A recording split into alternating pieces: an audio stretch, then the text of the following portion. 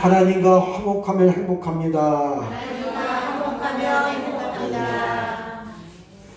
한번 따라하실까요? 나는 부유한 자입니다. 나는 부유한 자입니다. 예수님의 부여를 누리며 사는 사람입니다. 예수님의 부여를 누리며 사는 사람입니다. 오늘 이 예배가 우리의 영혼의 세탁소가 될 줄로 믿습니다. 오늘 내일절 첫 번째 주를 맞이해서 사명을 붙들고 사는 성도라는 제목으로 함께 은혜를 나누도록 하겠습니다. 지지난주에 이제 다니엘 기도회가 끝났죠. 20명의 그 간증자들의 간증을 들으면서 이분들은 사명을 붙들고 사는 분들이구나. 매번 맞이하는 다니엘 기도회였지만은 그 간증자들이 또 새로운 분들이 오시다 보니까 새롭게 그 은혜를 받고 이분들의 그러한 그 사명을 붙들고 사는 사람들은 다르구나 라는 생각을 하게 되면서 나도 목사로서 사명을 다시 붙들고 살아가야 되겠다 이런 결심을 하게 되었습니다. 성도 여러분도 예수님을 믿음으로 말미암아 사명을 받은 사람이에요. 한번 따라하실까요? 나는 사명자입니다. 이거 분명히 여러분이 아시기 바랍니다.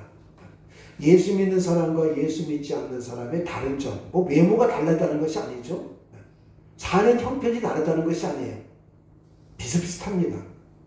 그런데 무엇인가 다르냐? 사명이 있느냐 없느냐예요. 예수를 안 믿는 사람은 사명이 없습니다.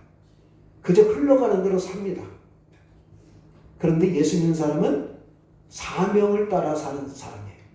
한 번 더 따라하실까요? 예수 믿는 사람은 사명을 따라 사는 사람입니다.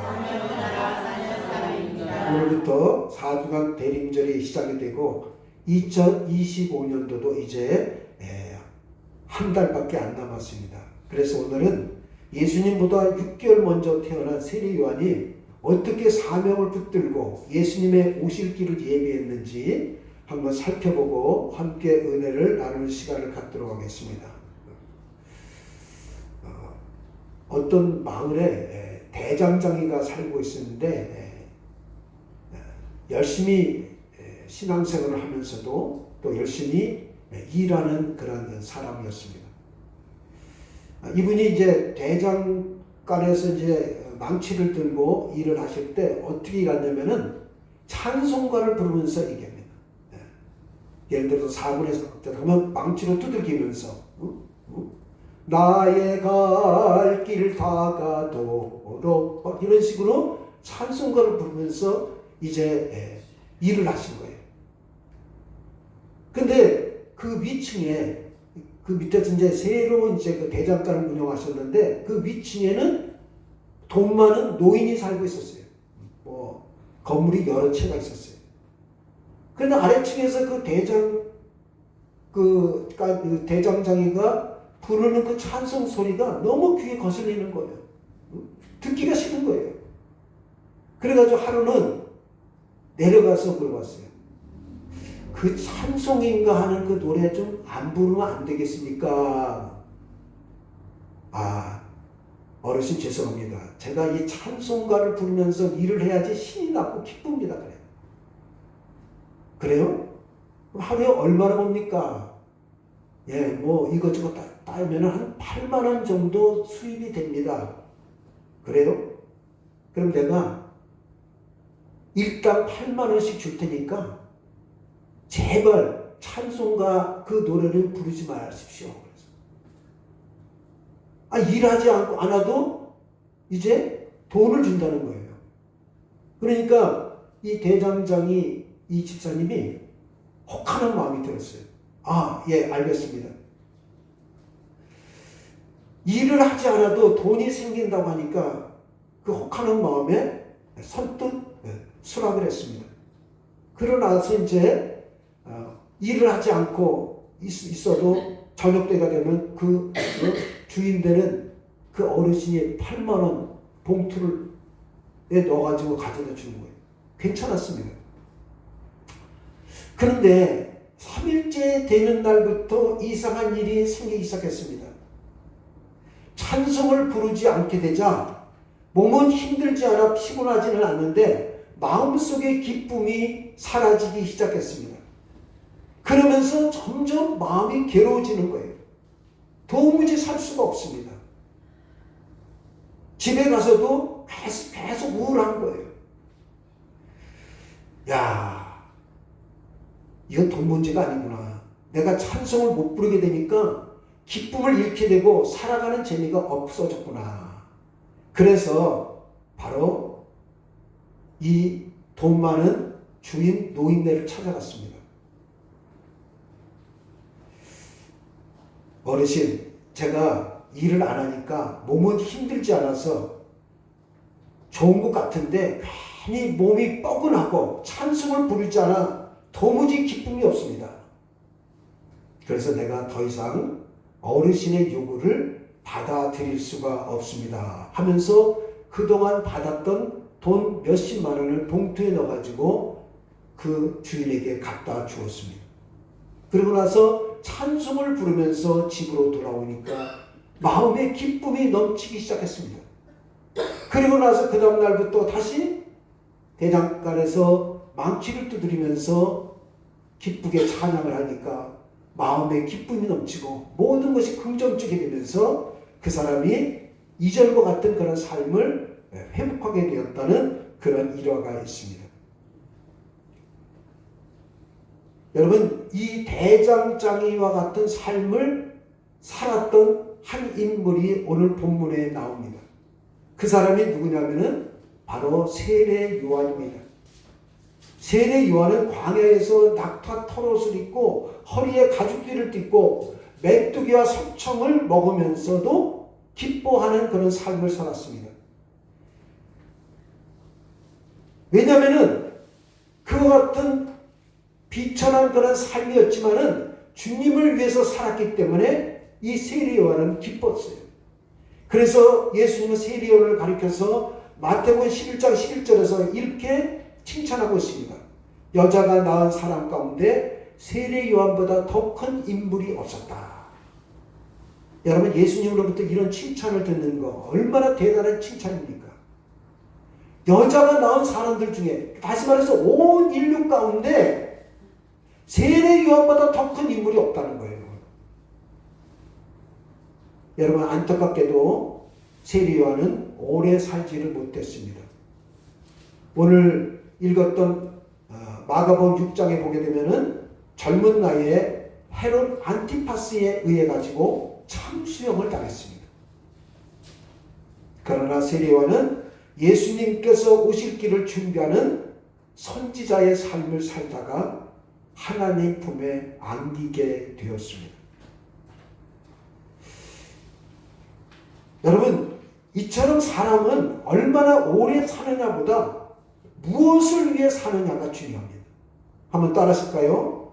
무엇을 위해 살다가 죽느냐가 중요합니다. 무엇을 위해 살다가 죽느냐가 중요합니다. 제가 처음에 말씀드렸죠. 예수 믿는 사람과 예수 믿지 않는 사람의 차이는 뭐예요? 예수 안 믿는 사람은 오래 장수하다가 잘 먹고 잘 살다 죽는 것이 그들의 소원이에요. 그런데 예수 믿는 사람은 뭐예요? 물론 그렇게 하지 말라는 것이 아니라 무엇을 위해 사느냐, 무엇을 위해서 살아가고 있느냐. 내가 이 땅을 살아가면서 무엇을 위해 살다가 죽느냐, 이게 중요하다는 겁니다. 내 한 몸 그냥 잘 먹고 잘 살기 위해 살다면은 이거는 사명이 없는 삶이라는 겁니다. 그래서 오늘은 세례 요한의 삶이 왜 위대했는지 말씀을 통해서 상고해보고 함께 은혜를 나누는 시간을 갖도록 하겠습니다. 한번 따라하실까요? 세례 요한은 잘 먹고 잘 살고 오래 사는데 인생을 걸지 않았습니다. 자, 오늘 본문 마가복음 1장 6절을 한번 보실까요? 1장 6절 시작. 요한은 낙타 털 옷을 입고 허리에 가죽띠를 띠고 메뚜기와 석청을 먹더라. 뭐 요즘식으로 말하면 뭐 산골에 가가지고 살았다 그걸 연상하시면 안 됩니다. 광야에서 그렇게 살았다. 광야에서. 여러분 세례요한은 집안이 가난해서 이렇게 살았던 것이 아닙니다. 그의 아버지는 누구냐면 사가랴예요. 제사장입니다. 제사장. 당시의 제사장은 기득권층에 해당이 됩니다. 그런데 기득권층이니까 그 아버지 제사장 사가랴의 집안에는 돈도 많이 있었을 거예요. 좋은 음식도 먹고 좋은 옷도 입고 존경받으면서 편안하게 살 수도 있었어요. 그런데 세례요한은 주님을 위해서 이런 환경을 포기를 했습니다. 다시 한번 여러분 질문 드리겠습니다. 예수 믿는 사람과 예수 믿지 않는 사람의 차이가 무엇일까요? 예수님을 알지 못했을 때는 무엇을 먹느냐가 중요했어요. 하지만 예수를 믿고 나서는 무엇을 먹느냐보다 무엇을 위해 먹느냐가 더 중요하게 되었어요. 또 얼마나 돈을 버느냐가 중요한 것이 아니라 무엇을 위해 벌어야 하느냐 이것이 중요하게 되었어요. 여러분 동의하십니까? 네. 오래전에 내가 이름을 밝히지 않겠습니다.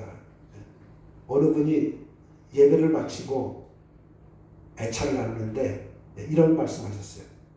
나는 교회에 헌금하기 위해서 일을 한다.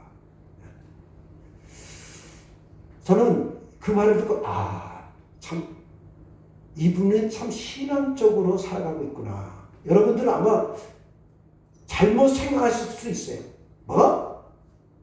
교회에 헌금하기 위해서 일을 해? 아마 그렇게 생각하시는 분도 있어요. 내 생각은 자유니까.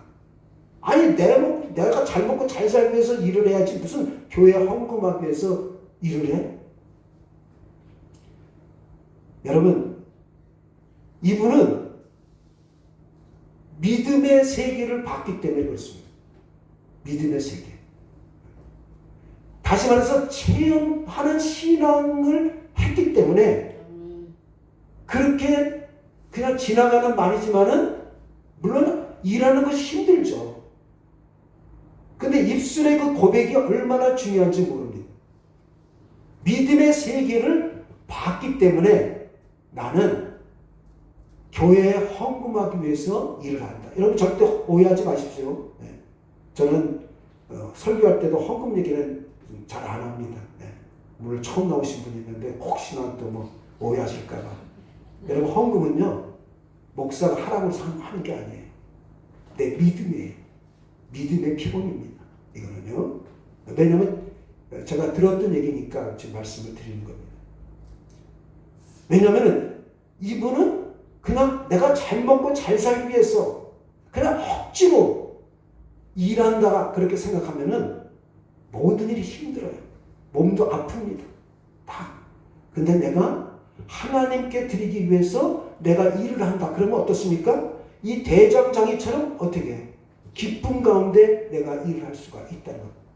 그러니까 내가 무엇을 위해서 돈을 벌어야 되느냐 이게 참 중요하다는 겁니다. 또 공부 잘하는 거 좋죠. 무엇을 위해서 공부하잖아. 여러분 대한민국의 이 교육 큰 문제입니다. 큰 문제예요. 나라 망합니다 이러다가. 그저 자식들 잘 먹고 잘 살고 의사 되고 뭐 변호사 되기 위해서 그들이 이 나라를 바르게 이끌어가고 있으니까 그렇게 해가지고 나라를 좀 망쳐먹고 있지 않습니까? 왜? 무엇을 위해서 내 자식이 공부를 해야 되느냐를 안 가르친 거예요. 그리고 단순히 오래 사는 것이 중요한 것이 아니라 무엇을 위해서 오래 사느냐. 여러분 그리스도인이라면은 삶에 대한 목적과 의미를 분명히 알아야 됩니다. 한번 따라 하실까요? 성도는 내 삶의 목적과 의미를 분명히 알아야 됩니다. 제가 이렇게 말씀했음에도 불구하고 요즘은 무엇을 먹느냐가 대단한 관심이 많습니다. TV 방송이나 유튜브 채널 가운데 인기 있는 프로가 뭐예요? 네? 먹방이에요. 먹방. 나는 그거 볼 때도 저 사람 불쌍해. 너무 불쌍해 그 사람이. 뭐 조회수가 몇백만? 아이고 얼마나 불쌍한 사람입니까? 난 너무나 불쌍해 그 사람이에요. 여러분들 어떻게 생각할지 몰라도. 왜? 날마다 무엇을 먹고 무엇을 마실까 무엇을 입을까 이런 채널이 식피하지 않는다는 거예요. 그만큼 사람들이 먹는 데 관심이 많습니다. 그럼에도 우리 믿는 성도들에게는 무엇을 먹고 누리며 얼마나 오래 사느냐보다도 어떻게 의미 있는 인생을 살아가느냐가 중요한 줄로 믿습니다. 예수님은 우리에게 잘 먹고 잘 살고 오래 사는데 관심이 있는 것이 아니라 하나님의 영광을 위해서 우리의 인생을 투자하기를 주님께서는 원하고 계시다는 것입니다. 여러분 우리의 인생은 단 한 번밖에 없습니다. 그러므로 단 한 번의 인생을 무엇을 먹을까 무엇을 마실까 무엇을 입을까 염려하다가 이 세상을 떠나지 말고 사명을 위해 사는 인생이 되시기를 주님의 이름으로 축원을 드리겠습니다. 오늘 세례요한을 통해서 우리가 분명히 알아야 될 것이 뭡니까?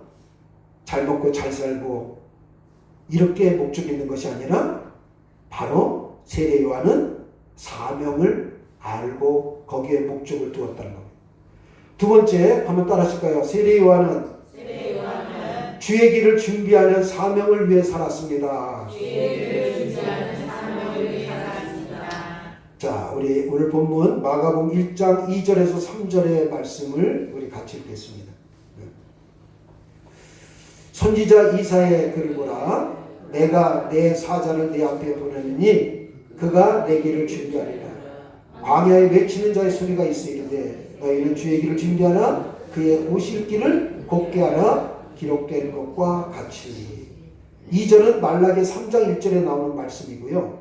3절은 이사야 40장 3절에 나오는 말씀입니다. 여러분 세례 요한은 잘 먹고 잘 입고 잘 살고 출세하고 성공한 사람은 아니었지만은 하나님께서 주신 사명을 위해서 유대 광야에서 회개하라 천국이 가까이 왔느니라 외치면서 주님의 길을 예비한 사람입니다. 여러분 우리도 하나님께서 왜 우리를 창조하시고 이 땅에 보내주셨는지 그 사명을 깨달아야 됩니다. 오늘은 강조되는 말씀이 사명이죠. 그런데 우리는 이런 기도를 많이 합니다. 하나님 물질의 축복을 주십시오. 하는 일이 잘 되게 해주십시오. 건강하게 해주십시오. 물론 이런 개인적인 소원의 기도도 할 수 있겠지만은 예수 믿는 우리에게 가장 큰 복은 사명을 아는 거예요. 한번 따라하실까요? 나의 가장 큰 복은 사명을 아는 겁니다. 네, 절대로 놓치지 마십시오. 이거 놓치면요 예수 믿는 의미가 없어요. 교회 다니는 의미가 없어요. 그냥 교회 다니는 것이 하나의 종교가 뭐냐? 기독교인이다 라는 생각에 빠질 수가 있다는 겁니다. 사명을 절대로 놓치지 마시기 바랍니다. 이 일을 하라고 하나님께서 이 세상에서 나를 이 세상에 보내셨구나. 나는 주님의 나라에 갈 때까지 이 일을 해야 되겠다. 이렇게 나의 사명을 깨달아야 되는 겁니다. 여러분 우리 모두에게 이미 사명이 주어져 있고 그리고 하나님께서 이미 주신 사명이 다 있어요. 여러분이 주신 하나님께서 주신 사명이 뭔지 가만히 생각해 보시기 바랍니다. 그것이 달란트일 경우가 많이 있습니다. 내가 잘하는 것이 무엇이 있는가? 그것을 다만 깨닫지 못하고 발견할 뿐이에요. 깨닫지 못하고 발견하지 못한 분이 있다면 이렇게 기도하십시오. 하나님이 저에게 주신 사명을 제가 좀 잘 알게 해주십시오. 주신 사명을 깨닫게 해주시고 발견하게 해주십시오. 이렇게 기도하시기를 바랍니다. 사도 바울은 사명을 위해 평생 살았던 사람이에요. 그래서 사도행전 20장 24절에서 이렇게 고백을 하고 있습니다. 한번 따라하실까요? 자, 한번 같이 읽겠습니다. 내가 달려갈 길과 주 예수께 받은 사명 곧 하나님의 은혜의 복음을 증언하는 일을 마치려 하면은 나의 생명조차 조금 더 귀한 것으로 여기지 아니하노라. 사도 바울의 사명이 뭡니까? 하나님의 은혜의 복음을 증거하는 것이 사도 바울의 사명이었습니다. 이 사명을 위해서 자신의 목숨도 아끼지 않았다는 겁니다. 그리고 나서 사도 바울은 이렇게 고백을 하고 있습니다. 자, 디모데후서 4장 7절인데 세 번역으로 제가 준비했습니다. 우리 같이 읽겠습니다. 나는 선한 싸움을 다 싸우고 달려갈 길을 마치고 믿음을 지켰습니다. 이제는 나를 위하여 의의 면류관이 마련되어 있으므로 의로운 재판장이신 주님께서 그날에 그것을 나에게 주실 것이며 나에게만이 아니라 주님께서 나타나시기를 사모하는 모든 사람에게도 주실 것입니다. 사도 바울은 하나님의 은혜의 복음을 증거하는 일을 위해서 사명을 가지고 살다가 무엇을 바라봤습니까? 나를 위해서 의의 면류관이 마련되어 있다라는 하나님께서 주신 복을 받으면서 살아갔다는 겁니다.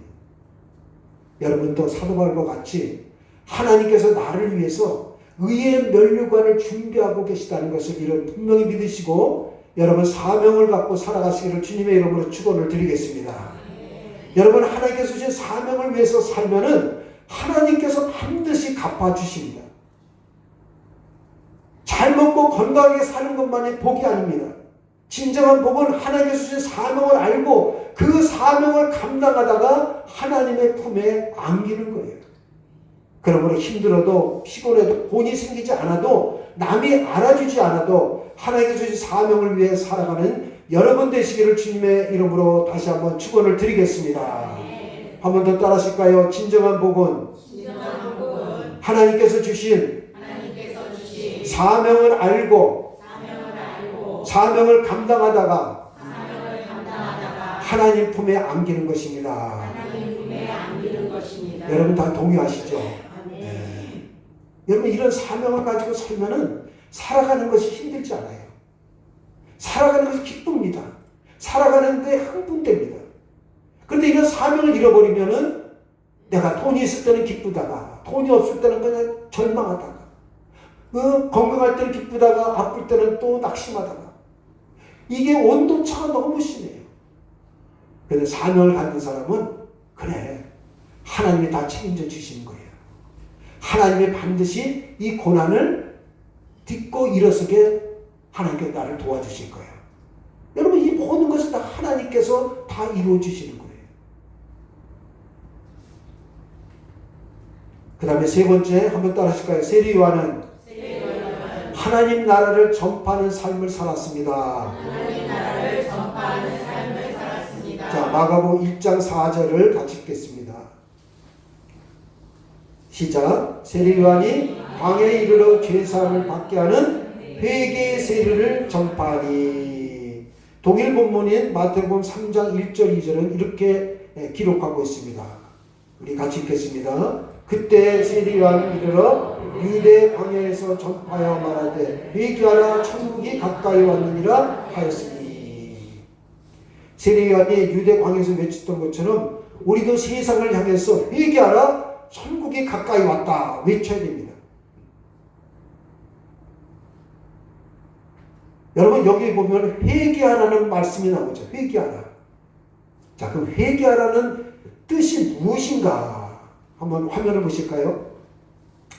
헬라어로 메타노에오. 한번 따라하실까요? 메타노에오. 메타라는 것은 다르다. 노에오는 생각하다. 이런 뜻이에요. 그러니까 생각을 다르게 하다. 다르게 생각하다. 올바른 생각을 하다. 이게 회개입니다. 메타노에오. 그런데 회개를 오해를 해서 자신들이 했던 잘못이나 죄 때문에 후회하고 통곡하는 것을 회개라고 생각합니다. 붕괴에 참석했어요. 은혜를 받았어요. 눈물을 흘립니다. 하나님 제가 잘못됐습니다. 앞으로 제가 똑바로 잘 살겠습니다. 이런 죄도 다 고백해요. 그런데 문제는 뭐예요? 교회 밖에 나오면 또다시 실패하고 넘어지고 전과 똑같은 잘못을 계속 저지른다는 거예요. 이게 오늘날 우리들의 문제라는 겁니다. 왜 그렇습니까? 후회하고 눈물을 흘린다고 해서 변화되는 것이 아닙니다. 생각이 바뀌지 않으면 달라지지 않습니다. 분명히 되어 있잖아요. 메타노예요. 이게 회개해야 되는 거예요. 생각을 다르게 해야 됩니다.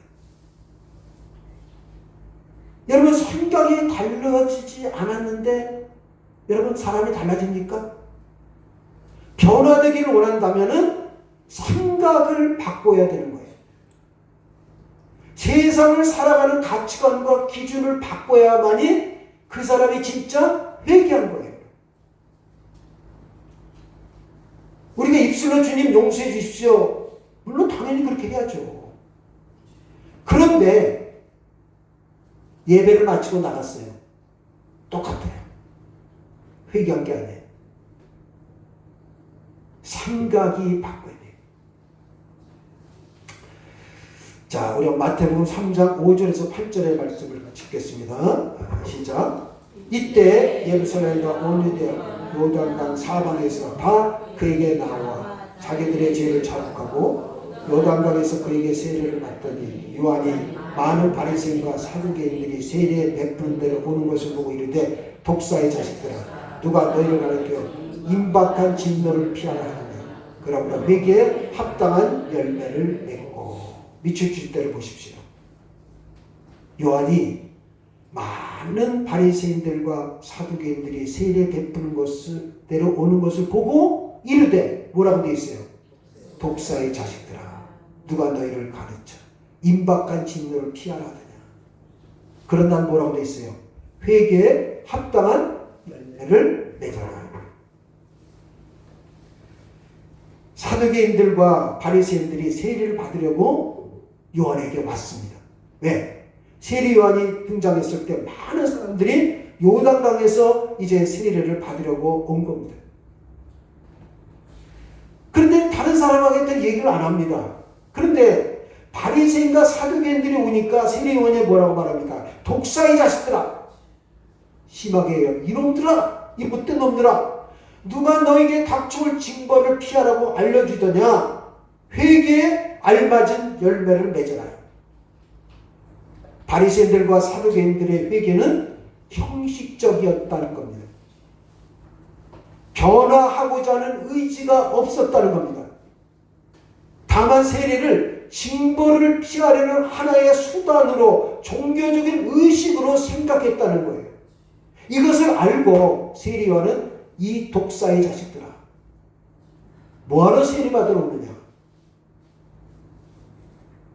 여러분, 그러면 오늘날 우리의 모습 어떻습니까? 예배드리고 기도하고 찬송 부르고 말씀을 드리면서 진정 나의 변화를 위해 예배드리고 기도하고 찬송 부르고 말씀을 듣고 있나요? 아니면은 잠시 마음의 평안과 얻기 위해서 습관적으로 예배를 드리고 있지는 않습니까? 여러분, 이제 우리는 기도하고 말씀을 듣고 찬송을 부르고 예배드리는 중에 내 생각 속에서 변화가 일어나야 될 줄로 믿습니다. 회개에 합당한 열매를 맺으려면 하나님의 말씀을 내 생각으로 바꿔야 될 거예요. 오늘 말씀을 통해서 내 생각을 바꿔야 됩니다. 내 생각이 달라지면 행동이 반드시 바뀌게 되어 있는 겁니다. 여러분, 모든 것은 우리 뇌에서부터 행동으로 옮기게 되는 겁니다. 물론 생각이 바뀌는 것도 성령님의 능력입니다. 생각을 바꿔서 우리의 삶이 변화가 되어야 됩니다. 이렇게 변화된 나의 삶을 통해서 다른 사람의 생각과 가치관에 영향을 끼칠 수가 있게 되는 겁니다.